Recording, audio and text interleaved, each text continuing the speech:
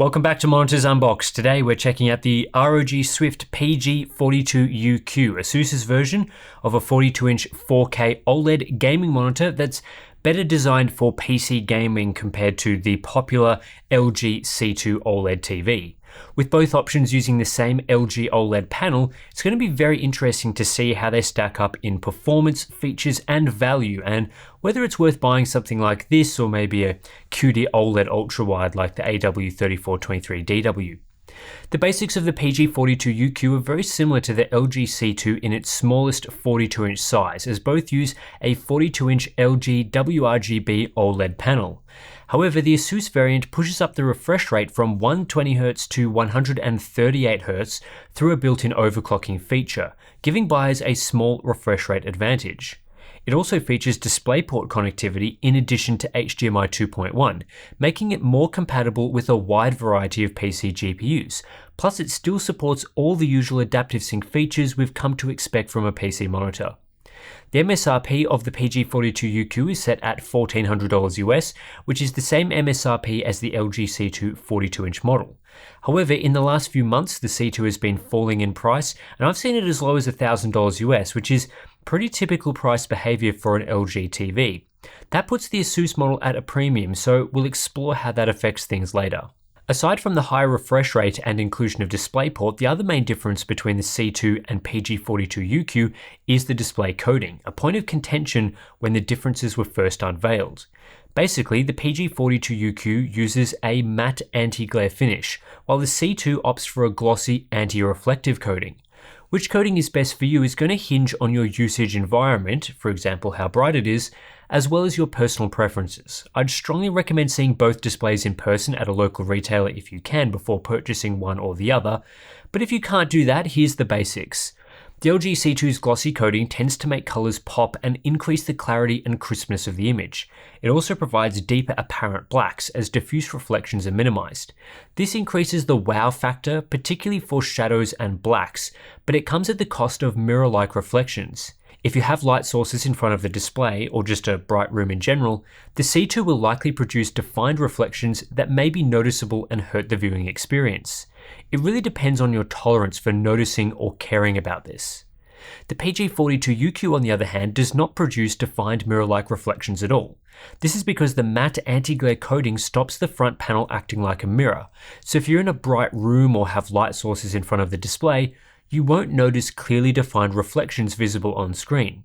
However, this comes at a cost.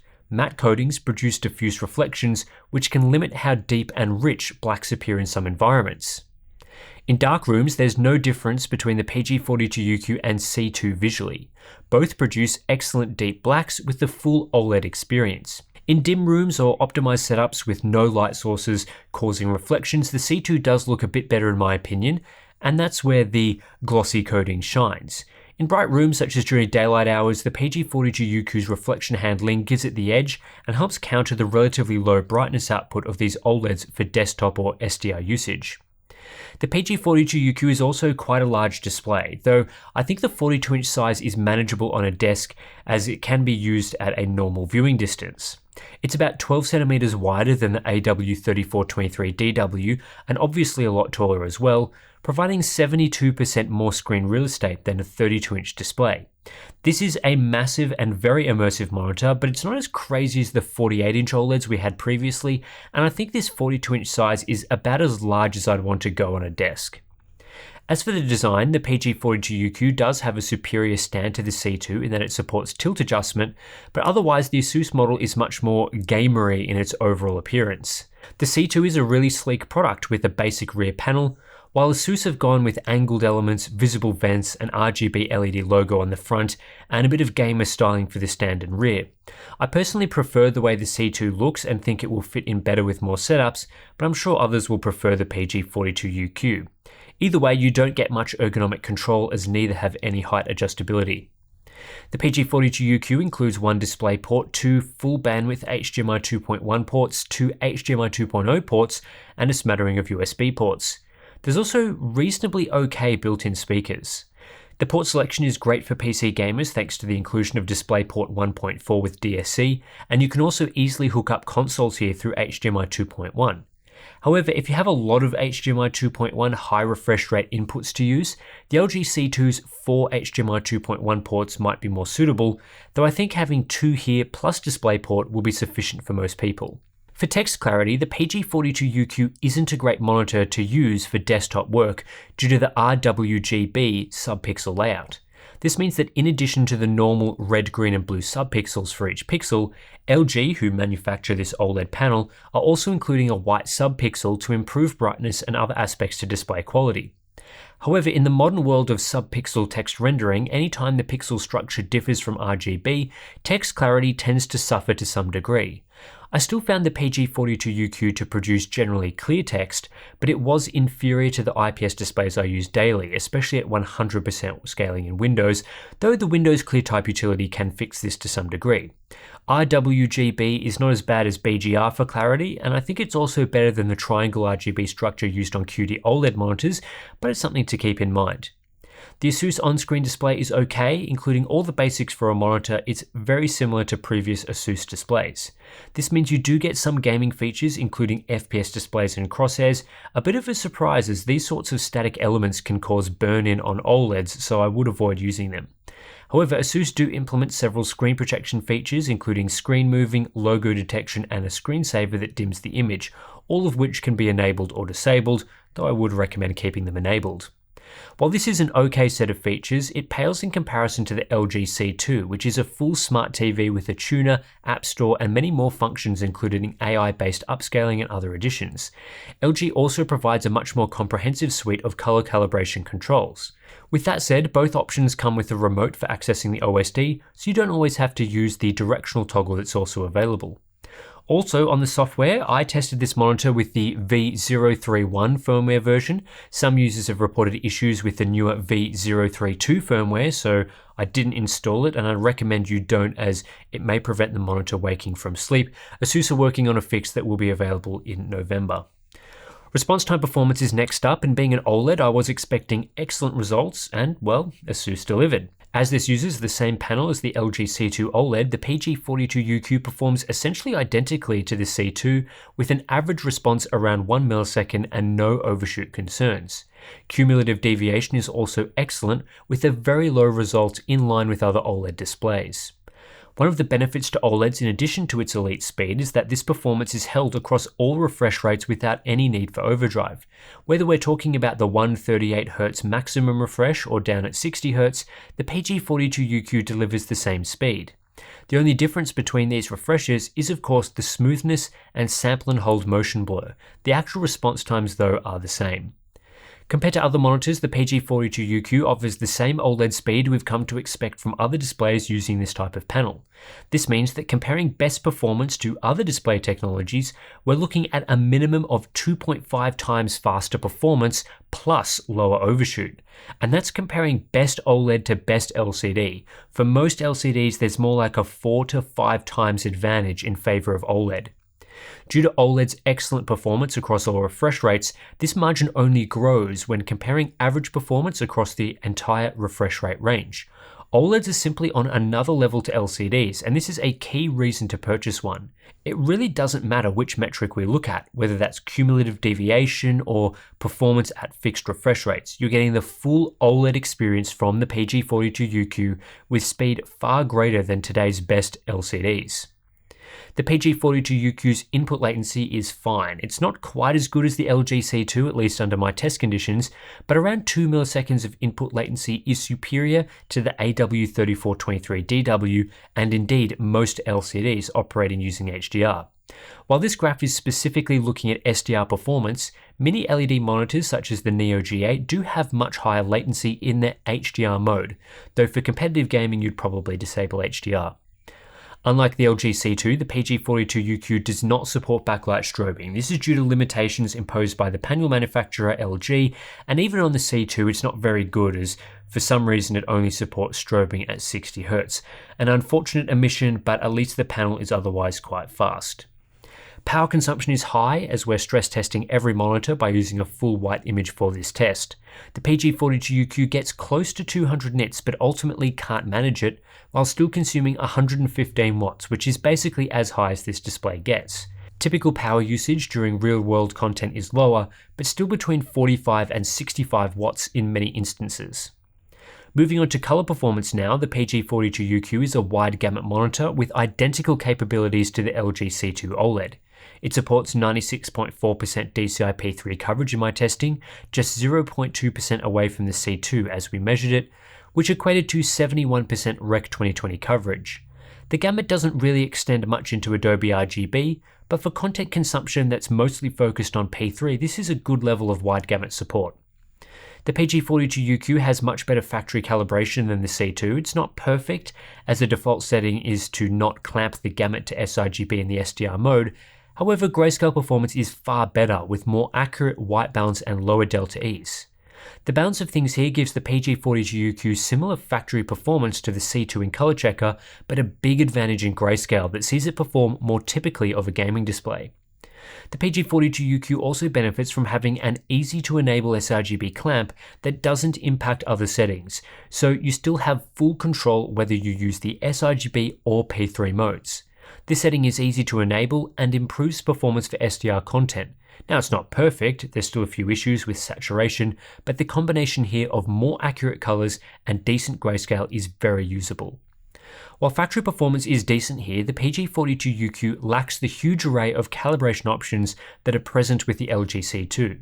It's possible to hardware calibrate the C2 as it has so many options, but with the PG42UQ, you just don't get that level of customizability as its gamma and white balance controls are more basic.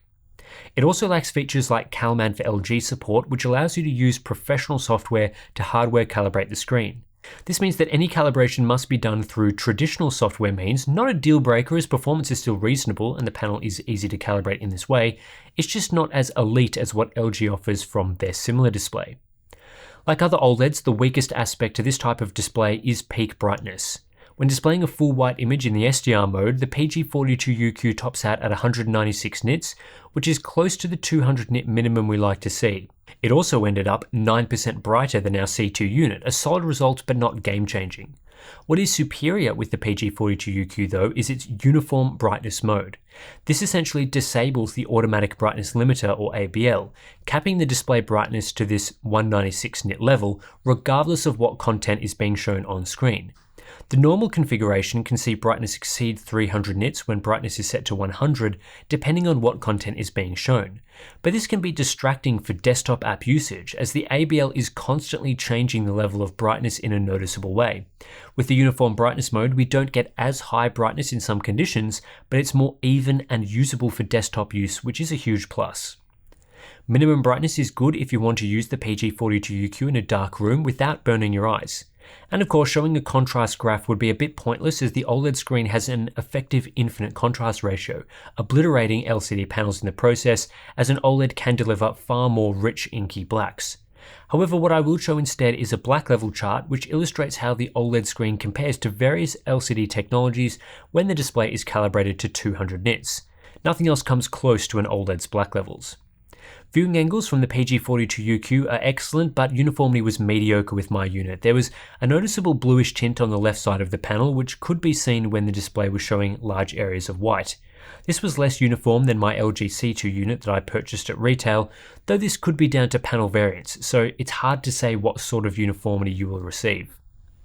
Before talking about the HDR experience, it's worth discussing the permanent burn-in risk associated with OLED displays. This is one of the major drawbacks that prevents the PG42UQ and other OLEDs from being well suited to desktop use, along with its low brightness. Desktop usage frequently includes viewing static images, whether that's the taskbar or just general application windows like the navigation bar in Google Chrome. These all present a risk of burn-in, as static content is bad for an OLED. How long it will take to burn in the display when using it as a desktop monitor is not something I can answer, as it will take a while to figure that out, even with 24/7 usage. But I would expect that with normal PC desktop application usage, the PG42UQ will burn in faster than if you were just using the display for content consumption like movies or games. I've seen several reports from fellow YouTubers, like Linus is one example from a while ago, that suggest with long periods of static desktop app usage, LG panel OLEDs can burn in rather quickly. Asus does implement some screen protection features like I discussed earlier. However, I found the screen shift feature annoying as it can cut off vital information from the desktop at times, depending on where the image is shifted to, so that might need to be disabled for desktop usage, further hurting burn-in. I'd also recommend some usage habit changes in Windows, like using a dark mode, enabling screensavers, and setting the taskbar to automatically hide. The PG42UQ, like the C2 and other OLEDs, is a fantastic HDR display. As it's an OLED, each individual pixel is self-lit, providing the best contrast ratio possible from a modern display technology. Not only does the PG42UQ meet our HDR checklist, but its effective zone count of over 8.2 million dwarfs the best full-array locally dimmed LCD monitors that top out at a mediocre 1200 zones in comparison. In practice, this leads to no blooming or haloing when viewing HDR content that has bright and dark areas on screen at the same time. Any pixel that needs to be black is fully switched off, so even the most punishing HDR scenes like starry nights or small lights on a dark street look perfect and amazing. Even the best HDR LCDs of today, like the Samsung Odyssey Neo G7, can struggle with blooming in certain areas despite a high native contrast ratio and lots of dimming zones. OLEDs always look perfect in all conditions. You'll never have to worry about blooming, and it can be a significant difference at times, which leads to excellent image quality and HDR content. Like when discussing contrast in the SDR section of this review, there's not much point showing HDR contrast graphs, as this OLED is able to achieve infinite contrast even in checkerboard tests where the Neo G7 tops out around a 20,000 to 1 contrast ratio. That LCD is definitely very good and gets the closest to an OLED in terms of shadow detail and black levels, but the PG42UQ is a step above again and has the best handling of dark content of any HDR display you can get. Those that care most about black levels should strongly consider an OLED. The drawback is the same as the SDR section as well, and that's brightness. Full screen sustained brightness is poor, and in our testing actually is worse than in the SDR mode at just 121 nits. LCD panels crush this OLED in its ability to show a very bright image that takes up the entire screen. The AW3423DW is also noticeably brighter for full screen content, although that QD OLED isn't exactly amazing either. In this area, there's no real difference between the Asus and LG variants. However, the PG42UQ is more impressive when showing bright highlights, which is a more typical HDR experience. My PG42UQ topped out at just over 800 nits, better than the 48-inch C1 OLED and quite substantially better than the 42-inch C2, which was a surprise. My PG42UQ unit was 22% brighter in this test than the C2, a noticeable difference that's further enhanced by how OLEDs can appear brighter due to their extremely high contrast ratio. While this result still falls short of the best LCDs out there, I was satisfied with the level of brightness on offer here. This is how the PG42UQ handles brightness across various window sizes. Any scenes with a high APL will be relatively dim. However, like we've been discussing, the PG42UQ is capable of decent brightness in smaller areas. The average picture level of a lot of film content tends to be below 25%, where this Asus model can achieve 400 nits. What's great about the PG42UQ is that while brightness is similar to the C2 at window sizes below 25%, it flexes its muscles for smaller content and is able to outperform the C2 by nearly 200 nits in some instances. This is a win for OLED buyers that must have the best brightness they can get. Ultimately for me, I think this is a good level of brightness for HDR, not the best, though I still feel the overall HDR experience is outstanding when combined with the contrast ratio and dimming abilities. For HDR accuracy, the PG42UQ is only okay in my opinion. It does not a bad result for EOTF tracking, but the C2 does do a better job of following the correct PQ curve. I'm using the HDR Cinema mode here as it has the best white balance accuracy, though EOTF tracking wasn't substantially different in the other modes. Accuracy for saturation sweeps wasn't as good as the C2 either in its HDR mode, but this is a usable result in my opinion. The final section of this review is the Hub Essentials checklist, which looks to see whether Asus is accurately advertising the panel and whether it meets minimum performance standards. The first deduction is for not including height adjustment, though this was unlikely to be included on a panel of this size. In the color performance section, I've included 3 borderline results. Asus advertises 450 nits of typical brightness, though it's unclear whether this refers to the SDR or HDR modes. 450 nits is easily achievable for HDR content, but less so for SDR. Asus also got very close to meeting color space and factory calibration advertising in a way that I don't think affects the product and is not misleading, despite falling just short. However, for the response time section, Asus did not accurately report a 0.1 millisecond greater gray measurement, which wasn't possible even with our legacy measurements, settling more around 0.3 milliseconds best case. I get what Asus are doing here, reporting an order of magnitude faster numbers than an LCD, but it's not accurate. However, HDR performance is great, and the only further deductions are related to the subpixel array and burn-in risk. A solid overall showing from Asus here. Overall, the Asus ROG Swift PG42UQ is a great gaming monitor, but whether it's the best choice for you will likely come down to personal preference, your gaming setup, and of course, pricing. As this monitor is built using LG's excellent OLED panels, there weren't really too many surprises in the performance department, and Asus has added a few neat bonuses that enhance this display relative to the LG C2. Motion performance is excellent on the PG42UQ, and the increase to a 138Hz refresh rate is a neat bonus, providing slightly better clarity relative to 120Hz OLEDs. In addition, we get superb HDR performance, making the PG42UQ really well suited to HDR gaming. Blacks are as deep as ever, per pixel local dimming is elite for reducing HDR blooming, and while the brightness capabilities aren't anything special, the PG42UQ did get brighter than the LG C2 in my testing. Overall color performance is solid as well, with a good default configuration and decent accuracy. As this display is built around an LG OLED panel, it also comes with some of the limitations that we've discussed previously. The PG42UQ isn't a great monitor for productivity tasks, static content like desktop apps presents a risk of permanent burn-in, and the RWGB subpixel layout isn't ideal for text clarity. It also doesn't get very bright relative to LCDs. The PG42UQ is best suited as a pure content consumption monitor, whether that's watching videos or playing games, and it really is excellent for those tasks. If you're set on a 42-inch OLED monitor, I'm sure many of you will be tossing up between the PG42UQ and C2. For some people, the PG42UQ will have a good set of advantages. The matte coating is better for use in bright rooms and has no impact on black levels in a dark room. The DisplayPort connector is more versatile, and I appreciate the increased refresh rate. Asus also allows you to easily disable the automatic brightness limiter, which is better for desktop use. And then the PG42UQ is the brighter of the two options for HDR content. The LG C2 has a different set of strengths. The glossy coating is excellent for dim viewing conditions, OLED blacks look great in those environments. LG has also integrated a much stronger feature set, including full smart TV capabilities, a much wider range of hardware calibration controls, and support for Dolby Vision, which the PG42UQ doesn't have. It doesn't perform as well in areas like brightness, but the calibration features are really appealing. The biggest difference may be in the price though, depending on your region. While the MSRP for both displays is pretty similar, the LG C2 is often on sale, and I've seen it as low as $1,000 US. It's hard to justify spending an additional $400 on the PG42UQ in those circumstances. However, here in Australia right now, for instance, both options are the same price, in which case you'll need to decide which features matter most to you. I don't think there is a clear answer here. They both offer something a bit different, and at the end of the day, they're both pretty great monitors. As for whether you should buy something else entirely, like a Samsung Odyssey Neo monitor or the Alienware AW3423DW, I'd recommend checking out my comparison video looking at how those monitors compare to a 42-inch OLED.